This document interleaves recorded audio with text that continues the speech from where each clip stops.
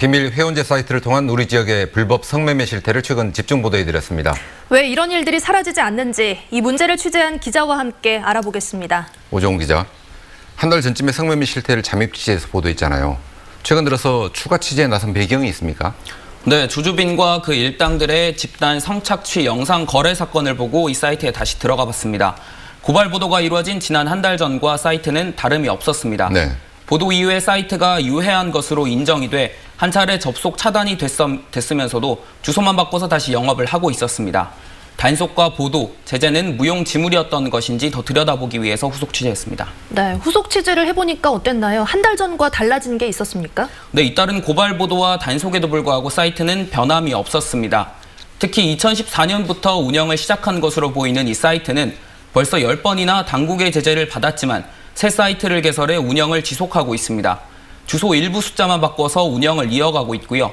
또 은밀히 돈 거래를 하는 것이 조주빈 일당의 집단 성착취 영상 거래 사건과도 매우 닮아 있었습니다. 네, 제재도 소용이 없었다는 건데 어떻게 이렇게 배짱 영업이 가능한 거죠? 네, 우선 가장 큰 문제점은 이런 불법 사이트들이 대부분 해외에 서버를 두고 있다는 점이 가장 큰 문제입니다. 네. 업주와 운영진들은 서버가 해외에 있으면 경찰의 수사가 어렵고 방송통신심의위원회의 제재에도 한계가 있다는 것을 이용하고 있습니다. 이 때문에 접속 주소만 바꿔서 운영을 계속 나갈 수 있는 겁니다. 네, 그런데 취재 과정에서 엉뚱한 게 나왔다면서요? 네, 취재진은 후속 취재를 하는 과정에서 업주를 만나 인터뷰를 했습니다. 이 과정에서 취재진은 14,000여 명에 이르는 고객 정보를 입수를 했는데요. 네. 이 고객 정보의 신빙성을 높이기 위해서 경찰의 비상 연락망을 일일이 대조해봤고 이 과정에서 3명의 간부가 포함된 사실을 확인했습니다. 3명 중 2명은 관련 의혹을 부인했는데요. 다른 한 경찰관은 처음에는 부인하더니 거듭된 확인에 비밀 사이트 회원이 맞고 호기심에 실제로 성매매 업소에도 예약 문의까지 해봤다고 실토했습니다. 네, 이 문제 경찰이 결국 수사에 착수했다죠?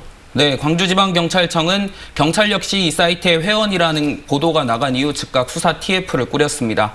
명단에 포함된 경찰관에 대한 수사와 더불어서 경찰이 단속 정보를 업주에게 유출한다는 의혹에 대해서도 면밀히 수사하겠다고 밝혔습니다.